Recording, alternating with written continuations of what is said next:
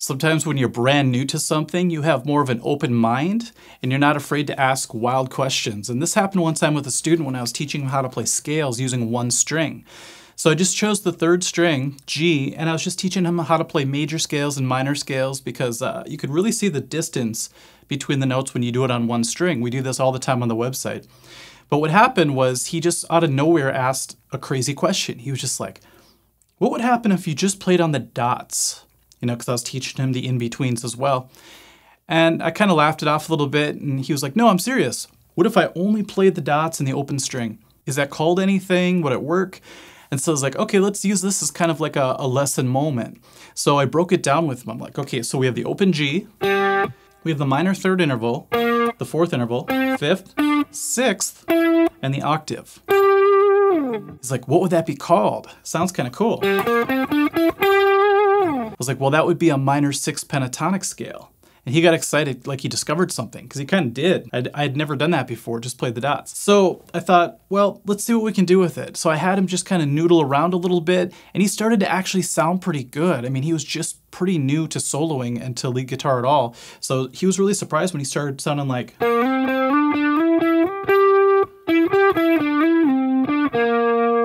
And since one of his favorite guitar players was Santana, he was so happy when I told him that he kind of sounded like he was playing a little bit of a Santana solo. So I started playing these chords behind him. I went G minor to C7.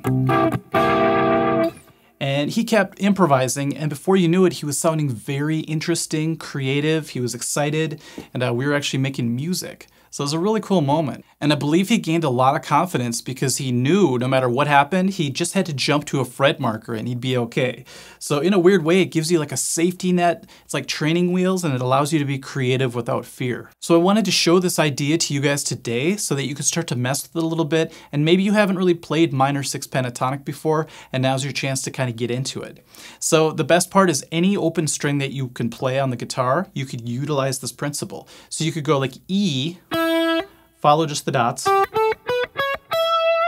you'll have E minor 6 pentatonic, or the B string, G like we talked about already, D, A, and then you have E again. So I do recommend staying on the higher strings for now if you're going to be playing leads.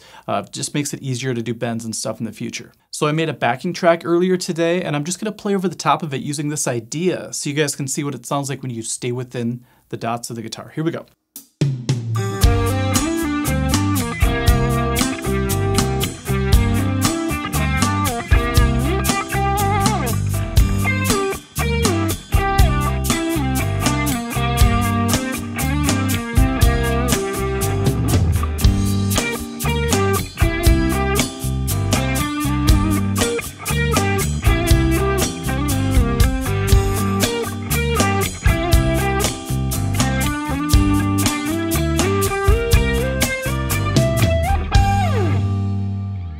And I was just noodling around and kind of came up with that pattern, but it sounds very much like Santana. And I love that you could just pull this off by just following the fret markers or the dots of your guitar. So use this idea and see if you can maybe improvise a little bit without fear. It might open you up to a new scale that you haven't really played a lot in the past, the minor 6 pentatonic scale. So in short, what does it sound like when you just follow the dots on a string? You just turn into Santana, I guess. All right, everyone, I hope that was a fun video for you, and see if you can utilize it for your own creative purposes, and we'll catch you at the next lesson. Okay, see ya, bye.